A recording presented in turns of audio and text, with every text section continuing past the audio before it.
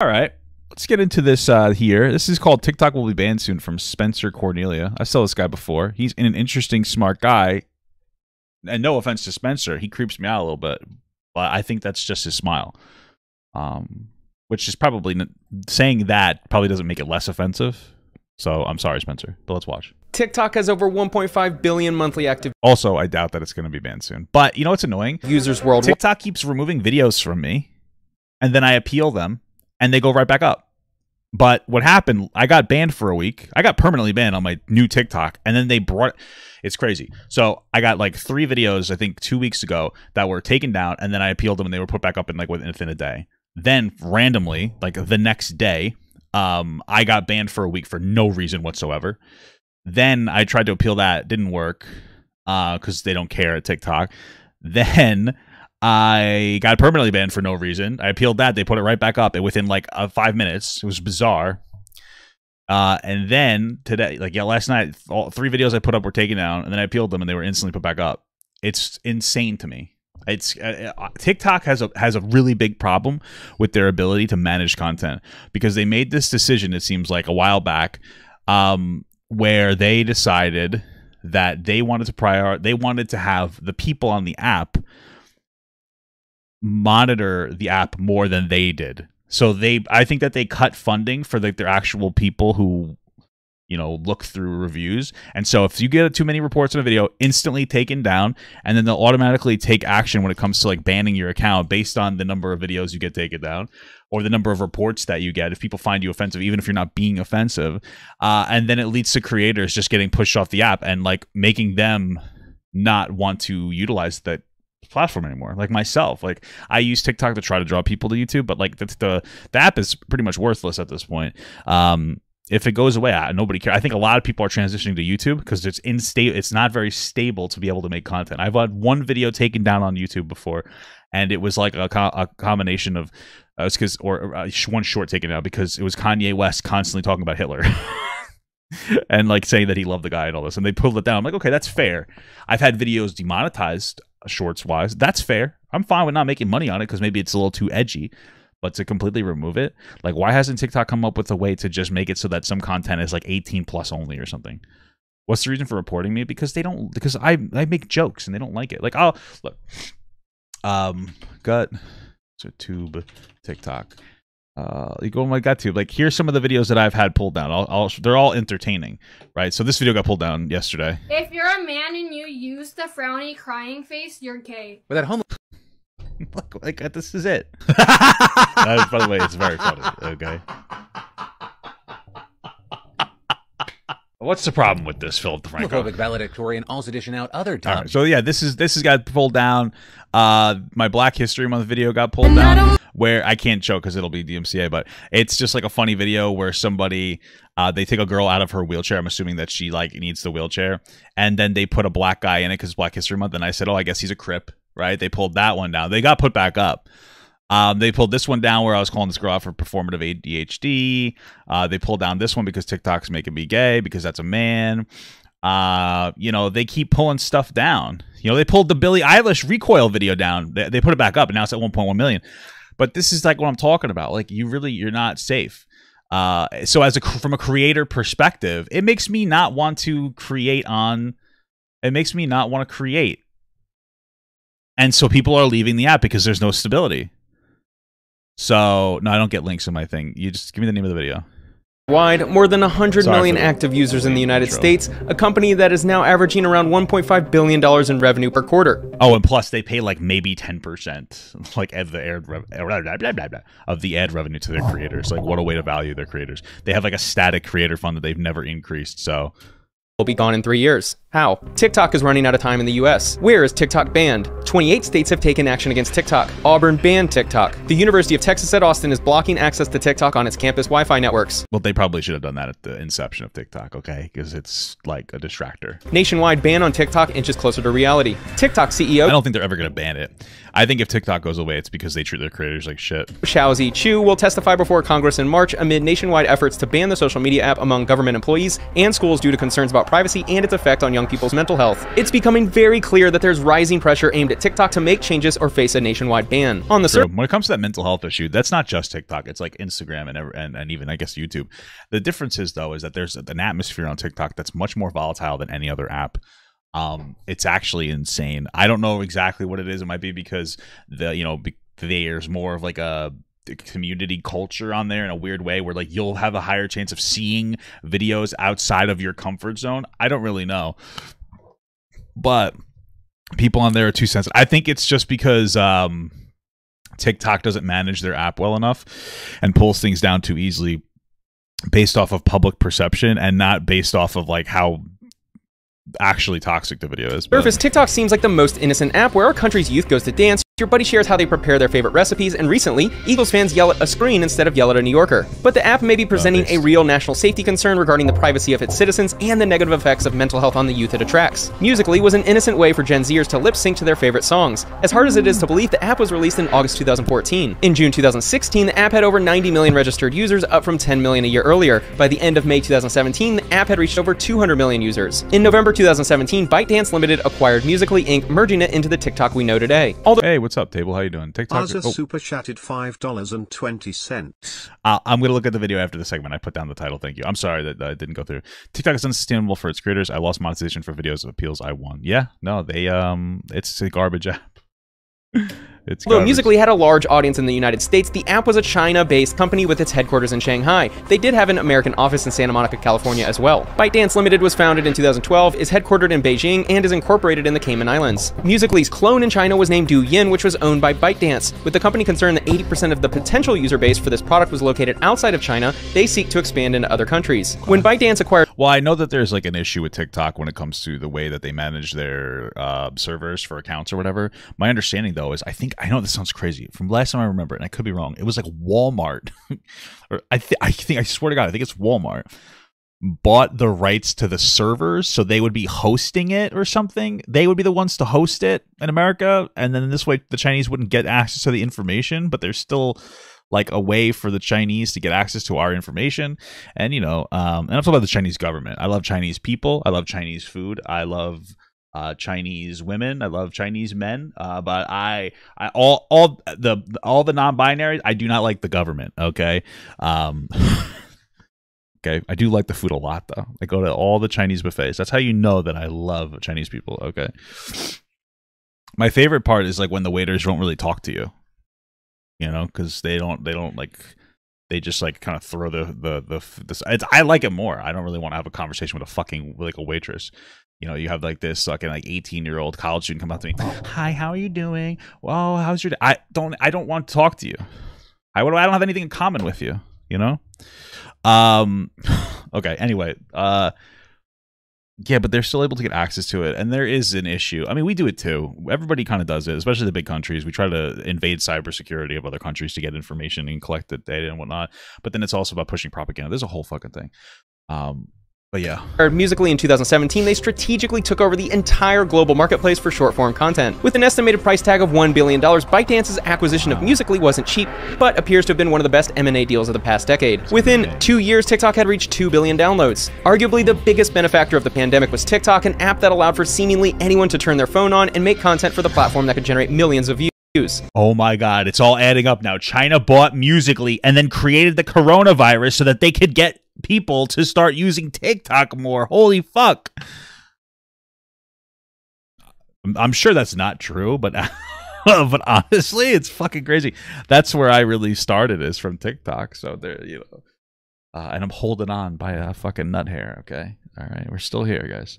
A lot of people fell off after TikTok, after the pandemic kind of ended and people went back to work. So With the barrier to success rising on platforms like YouTube and Instagram, TikTok allowed a way for your average Joe or stay-at-home mom to begin making content without the need for a production team or high-end equipment. TikTok was one of the fastest growing apps in the world because the next generation of social media users were downloading it faster than their metabolism, and the pandemic drove a demand for content consumption never seen before. Most charts indicate that 60% of the downloads of the TikTok app come from those under the age of 30 and around 80% by consumers under the age of 40. With much of the platform's content being easy to consume and the algorithm feeding users a plethora of mind-numbing videos, many users felt like they would lose hours a day scrolling their feed without realizing how much time had been wasted. Yeah, true. It's actually really bad. Like you wake up in the morning and you go on, TikTok or something, and like you accidentally go on for half an hour, and then you go and you take a shit, and then you're on TikTok for another half an hour while you shit, and then, you get to work and you're not doing your work because you're on TikTok.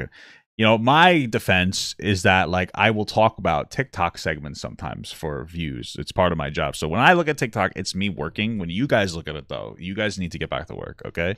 I'm better than you. I'm just kidding. But that is how I justify it.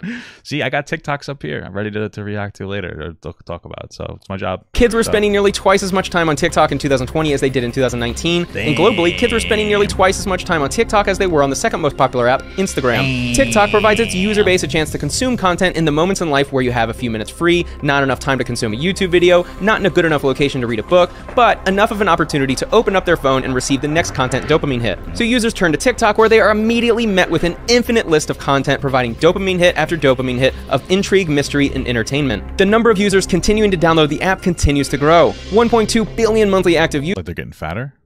users. Even more impressive is that this number doesn't include India, which banned the app in 2020, and China, which has an identical app with its own user base. I'm pretty sure India still uses it. I see those awesome Indian like Bollywood TikToks where like they have a fucking tiger, like a photorealistic tiger flying out of the sky like a fucking missile, and then like a fucking Indian guy just throws it, and then like a fun song comes on.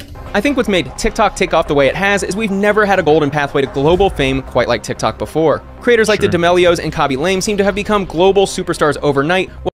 I don't get the Khaby Lame thing, Eggita 9 billion super chatted $4.99. Yo papa, if I gifted you a code for Red Dead 2, would you check it out? No, I have Red Dead 2. I have a PlayStation 5 and I pay for like the premium like access. I have Red Dead 2 and like my thing. I could play it whenever I want it. I'll play it, relax. Listen, when it comes to Charli D'Amelio, I watched the D'Amelio show a little bit. So Charli's actually somebody who practices dancing, and like she has a little bit of talent, okay? Not a super duper amount of talent, let's be real. She's just a fucking white girl that little boys think is cute. So that's really why. And pedophiles, they also think she's attractive. Technically, hebophiles. Kind sir. But I don't get Khaby Lame. He just looks at the camera with that face. God bless him, honestly. I mean, who the fuck am I, right? I'm just some fat asshole who watches videos. But, God bless. Get your bag, brother. While many wondered if they were missing their high school prom to attend an awards ceremony. When has there ever been a quicker path to fame and financial success like social media? Never. And the app that allows the fastest path to that destination is TikTok. Like you said, if you ask young people today, do you want to be a doctor, a lawyer, do you want to work in the restaurant or food industry, they're probably going to say, no, I want to... Well, no. Well, back in the day, you'd say, what do you want to be? And I said a fireman or a football player or something. Now it's a TikToker. You don't want to be a TikToker, bro. It's fucking awesome. No, it's cringe, bro. I don't know. Get a real job. I think the best way to have a relationship with TikTok is to get a job and then try to make TikToks out of your job. Like the people who do like the sidewalk power washing videos are that's like a really interesting way to kind of generate attention to what you're doing. I want to do Twitch. I want to do YouTube. I want to do TikTok. I want to do heroin. Influencer. A Morning Consult poll found that 54% of Americans ages 13 to 38 would become an influencer if given the chance. 86% of young Americans want to become a social media influencer. 1 in 4 Gen Zers plan to become social media influencers. With a large percentage of our youth wanting to become influencers, the easiest path is the app with the lowest barrier. An app that seemingly allows for anyone to start posting into an algorithm that creates new influencers every month. TikTok and ByteDance employees regularly engage in Heating, a manual push that ensures specific videos achieve a certain number of video views according to 6 sources and documents reviewed by Forbes. Interesting. I wonder what that means. I feel like we're in this weird spot on TikTok now where you can promote your videos. And so I put videos up on TikTok and I get like somewhat regular hits. Like I'll get regular videos that hit like 500,000 to 1 million. Probably like one a week if I'm not banned, of course. I put something up, it hits like a slow hit. Like I got a few. But they feel random sometimes. And I feel like it's almost like they intentionally do it so that they get you hooked on to getting 1 million views on a video. And then, like, a lot of my other videos will get, like, maybe 10,000. So it's like, oh, I want that million. I gotta pay. And then you start, like, heavily breathing as if you just ate an entire meatloaf, you know? There's, like, a weird inconsistency on TikTok. Like, on YouTube Shorts, there's consistently roughly the same, like, not the same views, but I get it. I could see it. Instagram, pretty consistent. TikTok is so inconsistent, and I feel like I have no evidence of this, but I feel like they're trying to put you in a situation where you get addicted to, like, the dopamine hit when you get a lot of views, and they're playing that by giving you low views on some videos and then pushing some other views to get you high views so that you're like, oh my god, I want to sponsor my post. I don't think that happens for everybody. There's, like, already established TikTokers who probably don't really experience this issue, but for non-established TikTokers, and I'm non-established now, I feel like, you know, you kind of get spanked on the spadoodle. So If there ever was an indication that these algorithms magically favor some creators over others, it's the idea of heating. No company will admit to this practice, but I'm 90% sure it happens on every platform. While prohibitions against the Chinese-owned platform date back 2 years, momentum became overwhelming in the last 10 days, with 8 more states jumping on the bandwagon and the Senate passing a bill that would still require the House to give its nod. Why does it feel like the pressure to ban TikTok has increased recently? With the CEO set to testify next month, the growing march towards having the app disappear from the United States seems to be growing louder. Just a month ago, the governor of Alabama, Kay Ivey, tweeted, "Protecting Alabamians' right to privacy." Kay Ivey, what a name. Privacy is a must, and I surely don't take a security threat from China lightly. That's why I have banned the use of the TikTok app on our state devices and network. That makes sense. They should do that in, like, all state and, like, governmental settings. State of Indiana joined the fight, blocking TikTok from being used in our state system and on our state devices as of December 7th. Just in the past few weeks, I've seen Auburn ban TikTok on campus. The University of Texas has blocked access to TikTok on campus. The states of Oklahoma, Texas, Montana, Idaho, and Georgia have also seen their governors make an effort to block TikTok on college campuses. My thing is like, how do you block TikTok on a college campus? Because what that communicates to me is, hey guys, we've made it so that if you're connected to our college Wi-Fi, you can't use TikTok. Okay. If they're like, you can't use it on your actual computer, you know what I mean? Like, I feel like you just turn off the Wi-Fi and use your phone plan and you should be fine. At the heart of the backlash is concerns that TikTok collates vast amounts of data on users that is then accessible to the Chinese government, creating a national security risk. These efforts— Yeah, the only people who are allowed to steal America's data is Americans. I agree with that, by the way, okay? I'm more comfortable with the American government taking my data than the Chinese government, okay? I'm just being real. Are a little hypocritical considering Meta, one of the largest companies in the world and owner of numerous apps that profit off of the data of its users, Facebook, Instagram, WhatsApp, among others, hasn't received the same type of attention. Yeah. Well, first of all, Facebook is blocked on, like, every computer already. It's like, let's just be real, okay? Facebook's blocked, like, everywhere. Also, they had to block Twitch at my wife's work. Back when I streamed on Twitch, because she would listen to my streams while she worked, and they didn't like that, so they blocked it.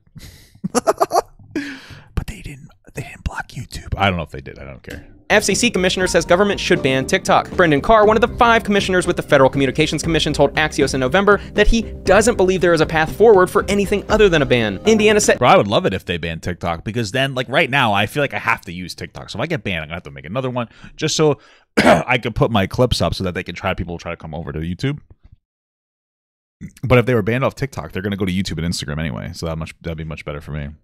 An incredibly important precedent by banning TikTok, FCC commissioner says. India has an estimated 230 million people under the age of 30. That's a significant amount of potential TikTok users that aren't even using the platform. My personal They probably got, like, a SIM card. opinion is I'd rather our youth learn to sit down and read books or work on a skill for hours without the need for constant disruptions via a silly phone app. The privacy concerns aimed solely at TikTok seem a little misguided if the same energy isn't sent at— I like this energy that this person's using. the other powerful social media apps, but I've seen good arguments presented for why we should care about TikTok being banned. In thinking from a utilitarian perspective, if I wanted to dumb down a country that I wanted power over, I'd influence everyone to become addicted to watching useless 15-second videos. I'm not— You know what I would honestly do? I would influence them to have really bad diets, because, like, having a bad diet restricts your ability to be intelligent. Like, one of the parts of growing up is getting a good diet and nutrition.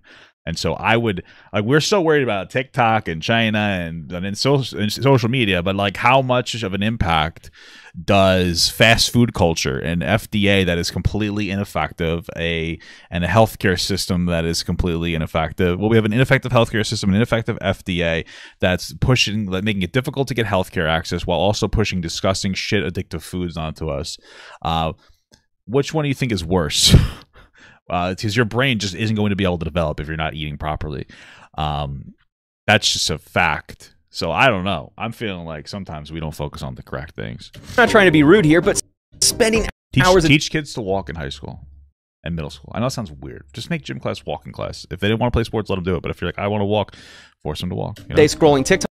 Teach them to walk a half hour every day. TikTok is the easiest way to dumb down house prices too. Your brain's capabilities and ensure that your peers who choose to read and study from intellectual sources get ahead. Seriously ask yourself this: if you had to dumb down a society, what would you do first? Remove books and force them to watch 15-second videos of people eating pizza or dancing to a mumble rap song. And this ties into some of the regulators' fear of the TikTok algorithm. What happens if they start selectively choosing which content gets pushed and pushing the heat button on content that has Chinese propaganda? The head of the FBI says the Bureau has national security concerns about the US operations of TikTok, warning that the Chinese government could potentially use the popular video sharing app to influence American users or control their devices. One of the big reasons why I think TikTok will be significantly less important in 3 years is YouTube. YouTube is going all in on shorts, which is them saying, congrats TikTok, you have... They're paying for shorts.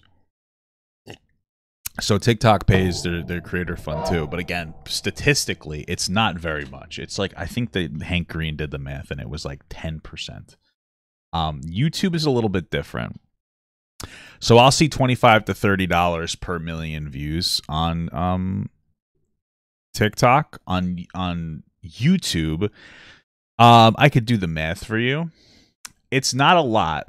So I get 0.04 cents right now, my average per 1,000 views. Okay, that's not a lot, but I'll do the math for you really quick. So we take 1 million, and then we divide it by 1,000, and then we multiply that by 0.04. So it's $40 per million views. I'm getting paid about $25 per million on TikTok. Now I have an easier time hitting on TikTok because like I used to be on there and I feel like there's more user base on there. But already proportionally they're paying more. And YouTube's an app where like once you hit, generally it's easier to maintain consistency than on YouTube, than on TikTok. Obviously there are people who rise and fall all the time. But like there's like that consistent measure. So they're already trying to pay proportionally more. And this is somewhat the beginning of the shorts thing, right? I've only made $9 on shorts so far since it started. But like there's a consistency that I expect and I can trust in, and hopefully my trust isn't misplaced, with YouTube, where it generally tries to do the best that it can do. To like provide like, you know, the best platform or the most consistent platform. The people complain about YouTube a lot, but me coming from being a TikTok creator, and I haven't been around on social media for very long, but me coming from TikTok, YouTube has been consistently so much better. They tend to pay better. They treat their people a lot better. There are definitely times where they can communicate better, but at the end of the day, you know, it's much better. It's just much better. The only thing that you don't get copyright strikes on TikTok for music, but it doesn't even matter anymore. It doesn't matter anymore. If you're doing YouTube shorts, the copyright music is irrelevant. They don't care. They still monetize it. They did like a whole thing. It's a better platform. YouTube's a better platform. So they're making a lot of substantial changes to the way that the app works, and they're trying, right? They're giving like 45% revenue. They're being very upfront about it. That sounds fair to me. Roughly 50% is fair to me. Like I make the content, which is just me reacting to other people's making content, and then they do all the infrastructure. I think that that's perfectly fair. Thank you so much for the 2-month medium gut. Daddy, tell me, I love you, Papa. You help me during hard times, and you always make me laugh. But you are a suspicious character from the hit video game Gus. Thank you, my brother in Christ. I appreciate that. Have a good product, but we'll take market share now. TikTok's latest trouble. YouTube is opening its cache coffers to lure short-form video creators. Yep. Straight from Google's docs, starting February 1, 2020. A buddy of mine, Acrello, just jumped to YouTube, and he's like, I'm not even going to post on TikTok anymore. It's not worth it. By the way, you should check out his content. This is Acrello. 187, he's getting good. He's getting up there. He's been doing really well as a content creator, putting up shorts, getting some good views and shit. Like, he's got a couple of recent 1.4 mil. Like, you know, he puts a lot of, like, he's like, fuck it. And I think that there's still a value. I'm gonna put it in the description. There's a value to using TikTok, but it's diminishing every day. In its prime, TikTok did a really bad job at making TikTok an app of consistency. And it just had become like a fucking slop around. And I don't know if they can turn it around. I don't think that they have the fucking dick to turn it around. I think that they don't care enough. I think that they're just trying to burn short term. YouTube's trying to play the long game. 2023, monetizing partners will be able to earn money from ads that are viewed between videos in the Shorts feed. In my opinion, the biggest problem TikTok is facing is the very near future where creators are no longer creating for its platform and instead opting to play ball on YouTube's. And not for nothing, one of the things about TikTok, YouTube as well, and it's like a positive and a negative, depending, is that they announce to people your shorts. They'll tell people that you posted a short, and like TikTok doesn't do that, you know. And so it's good and bad, because like I don't want to bombard people with like a notifications feed, because I post literally 4 videos and 2 TikTok or 2 shorts a day. But like on the other hand, it gives, it's like, oh, we're here, and then you're like, oh, look at my phone, oh, let me open, oh, it's a 10-second video, I'll watch it, you know. So this creator had 21.6 million views for a single video and earned $340. Obviously not the same arguments. This creator had 21.6 million views for a single video and earned $340.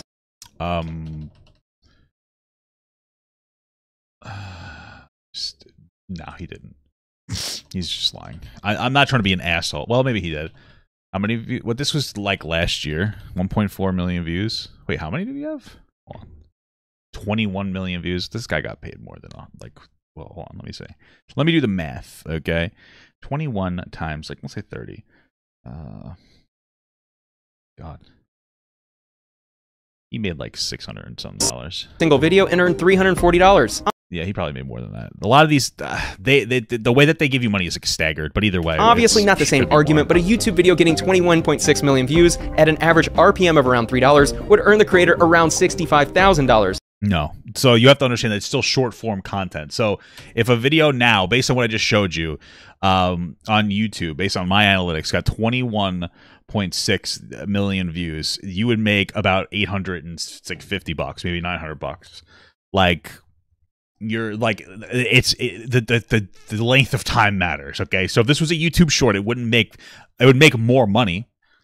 I would say at least probably about 50% more money, but it wouldn't make that much money for a single video and earn $340. Obviously not the same argument, but a YouTube video getting the reason I'm saying that this is 0.6 million views for a single video and earn $300 is because like this year, like this isn't displaying what he got on the actual day of the video. Like he cut it off intentionally.